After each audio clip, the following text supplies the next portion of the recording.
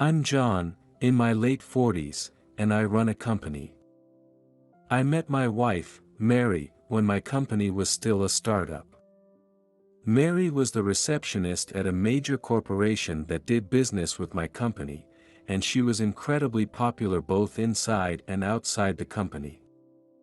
She's beautiful, but also friendly and easy to talk to, which made everyone a fan of hers. I'm not exactly handsome, just average, so looking back, Mary must have been attracted to my status and money. Mary has an incredibly expensive hobby.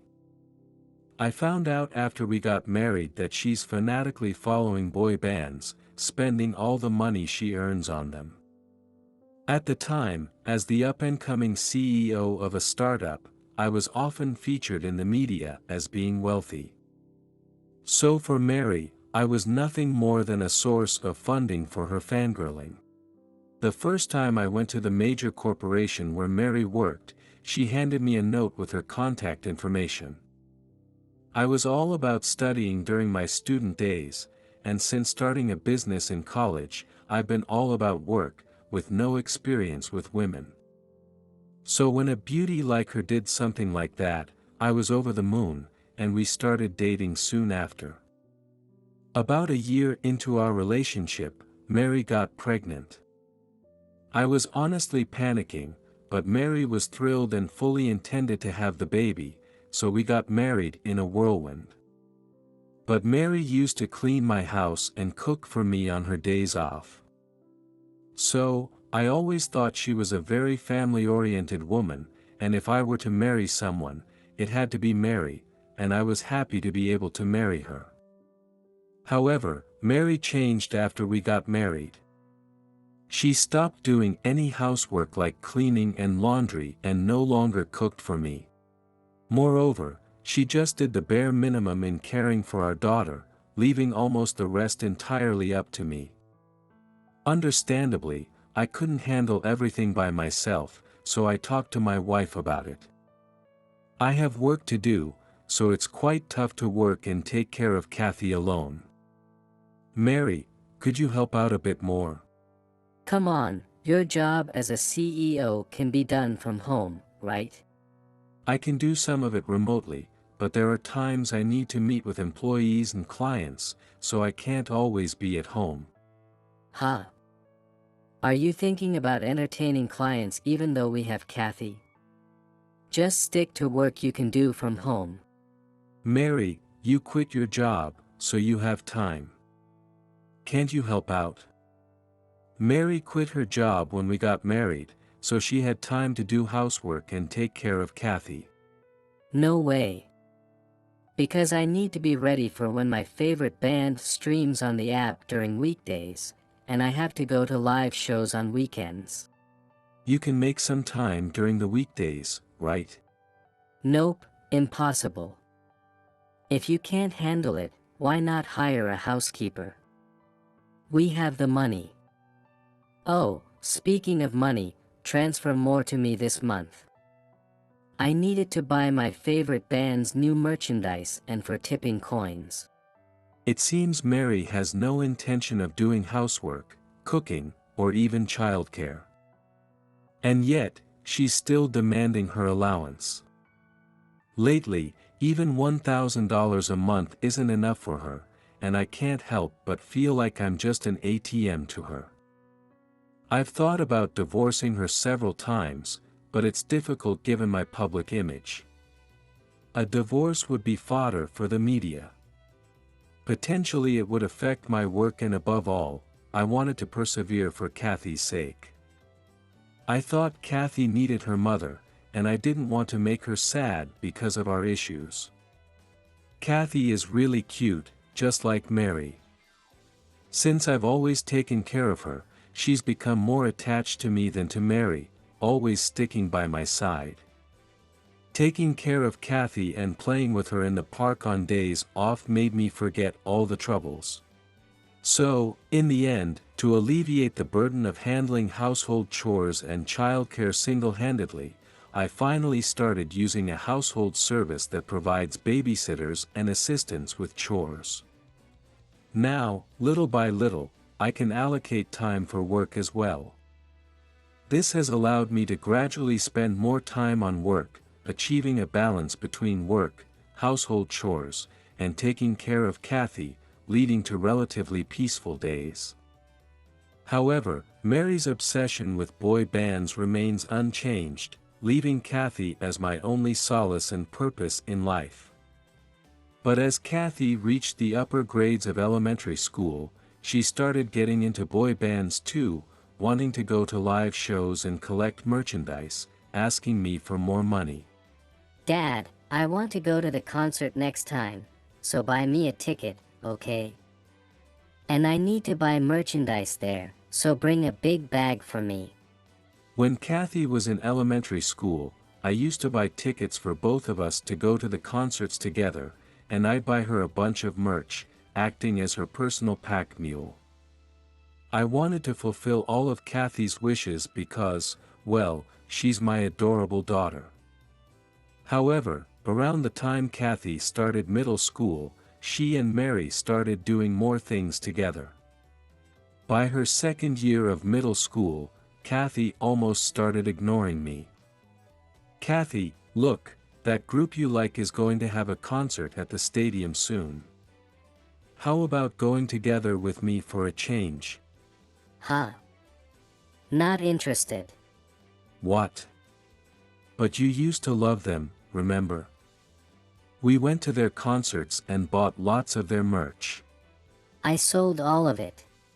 "Sold? You must be kidding." Kathy was clearly annoyed, sighing while fiddling with her smartphone. What are you even talking about? Right now, Kathy likes the band I'm into. We support different members, though. Well, I'm teaching her the right way to support her favorites. "I've noticed you've been spending even more money lately, but don't teach our daughter strange things." What do you mean by strange things? Knowing how to spend money is important. The number of Polaroids you buy determines how much time you can talk to your favorite. We have money, so why not use it? It made me sad to think Kathy had adopted such thinking. While Mary and Kathy were getting all excited about their shared hobby every day, I felt increasingly isolated at home.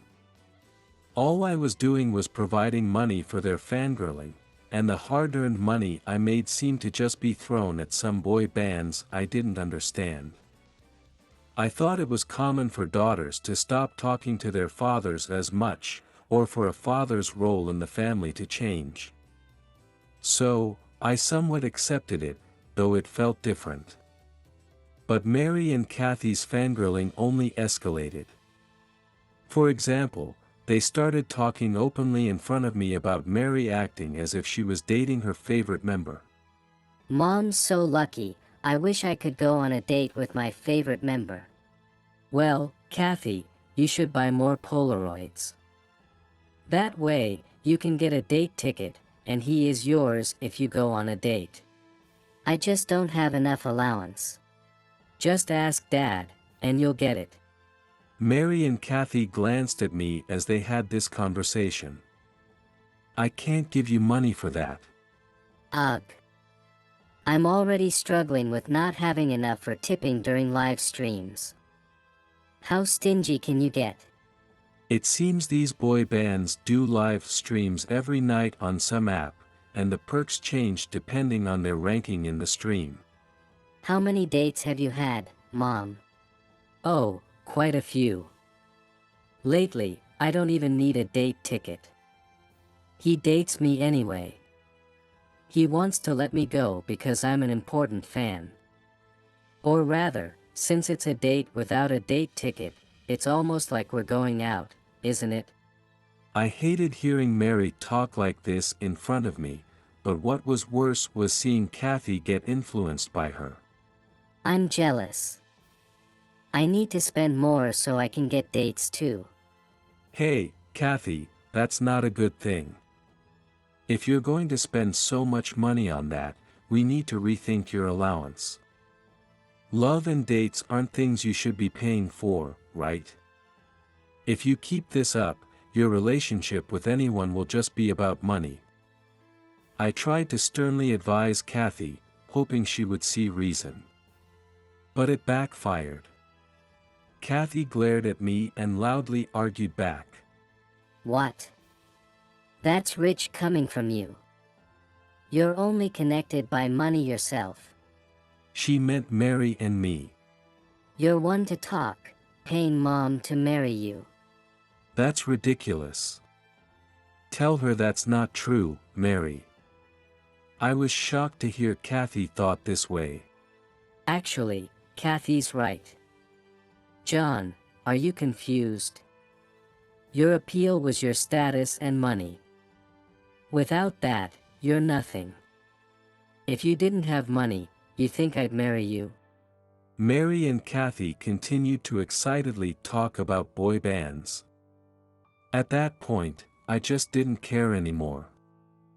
I decided not to interfere with whatever Mary and Kathy think of me or how they spend their money. I plan to take care of them as a parent's duty until Kathy becomes independent, and after that, I was prepared to cut ties with both Mary and Kathy. That independence came sooner than expected. When Kathy was a freshman in college, she suddenly announced she was getting married.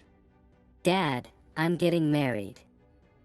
I don't need to go to college anymore, so I'm quitting. What?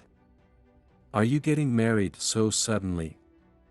It's a waste to quit college when you're just a freshman. What's a waste about it? It's more wasteful to go to college when it's not necessary. Who's the person you're marrying? Are you sure it's okay to quit college and become a housewife? It's fine because he's the CEO of a startup. He's got great financial power. Kathy had won the grand prize in a beauty contest at her university festival, which led to her being invited to various events. She met him at one of those events. Ah, right. Don't come to the wedding, Dad. Why not? Because, after a little research, it turns out that Darling's company and your company are kind of rivals.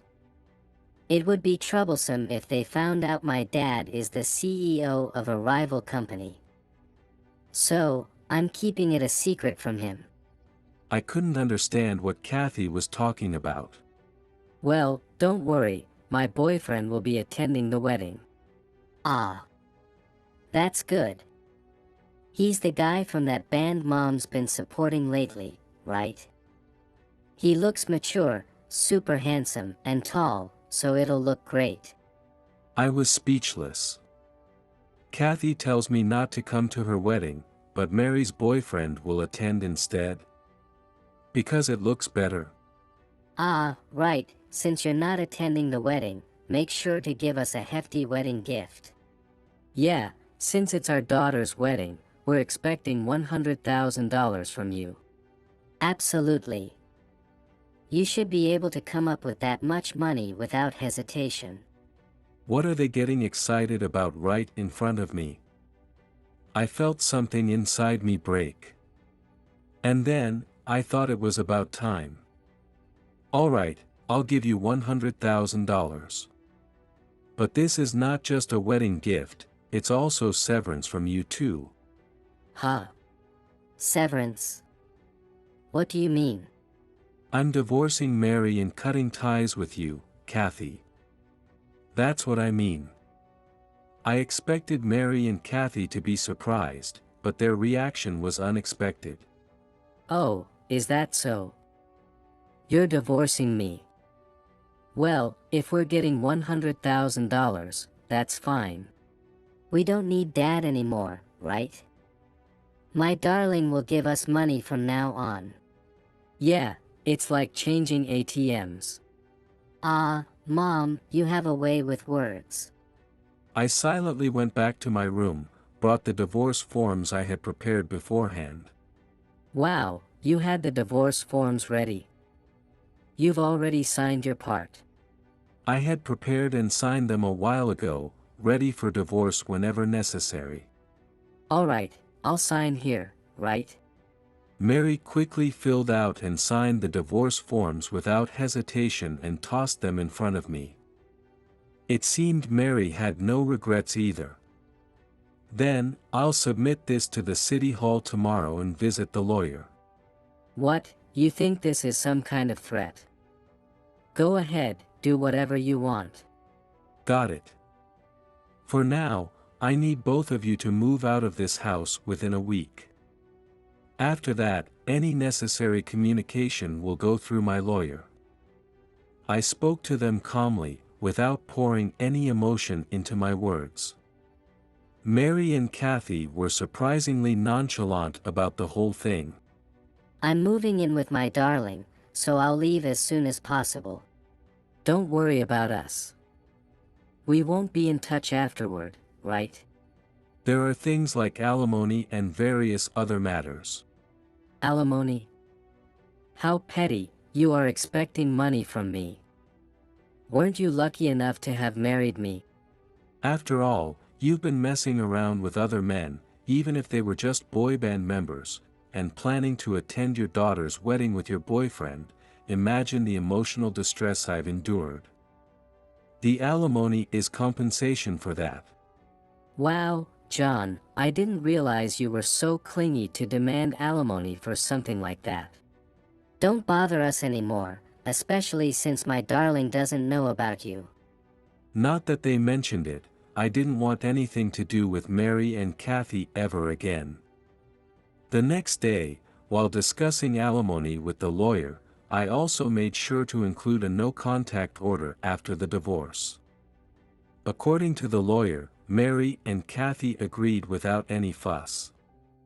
After the divorce, I threw myself back into work, just like before I was married. I've been incredibly busy, but I realized this lifestyle suits me best. Since I had been holding back on work due to family and childcare, I decided to work without any reservations. It turns out Mary wanted to pay the alimony in installments. I wondered why but didn't care about the reason since I wasn't short on money, so I agreed to the installment plan. Besides that, I haven't had any contact from Mary or Kathy, living as if I had returned to my life before marriage. Then one day, I got a call from an unregistered number. And to my surprise, it was Mary. John, Kathy is in trouble, please help. What's this all of a sudden? You know you're not supposed to contact me because of the no-contact agreement, right? This isn't the time for that. Kathy suddenly collapsed and is now in the hospital. Is that so?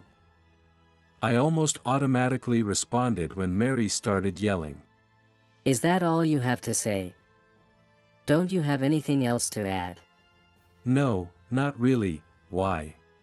Anyway, it's serious. She has a lung disease and can't breathe on her own. She needs a lung transplant to survive, so I need yours. What? No way. Mary went silent at my response. Did she really expect me to just agree? If there's nothing else, I'm going to hang up. Wait, what do you mean by no?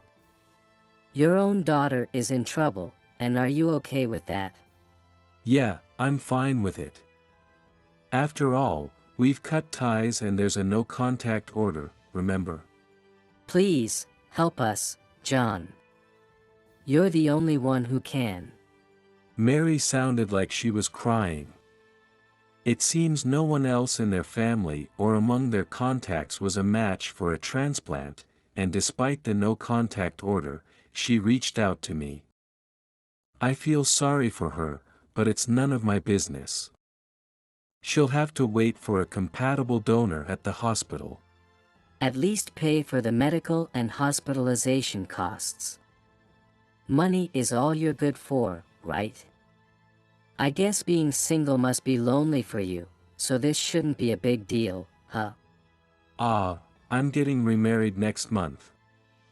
My ex-wife and daughter's background is a secret to my fiancé, so please don't involve me anymore. Kathy has her new ATM, doesn't she? If you call again, I'll contact the police. Goodbye. When I reported today's incident to my lawyer, I learned that Kathy had already divorced her new ATM. It seems he quickly got fed up with the mother-daughter duo's extravagant spending on their boy band obsession. Since they didn't have any children, the new ATM was able to make a clean break. The reason my alimony payments were split is apparently due to this divorce. After their divorce, Mary and Kathy ended up crashing at a relative's house for a while. Driven by their desire for more fangirling funding, they started selling the relatives' belongings for cash and were eventually kicked out. After that, they lived in a small apartment, scraping by on part-time jobs and living in poverty. Since then, neither Kathy nor Mary has contacted me or my lawyer, so I don't know what happened to them. On the other hand, my fiancé is a successful startup CEO, making a good income. Being fellow entrepreneurs, we respect each other and are planning to support one another to ensure our happiness this time around.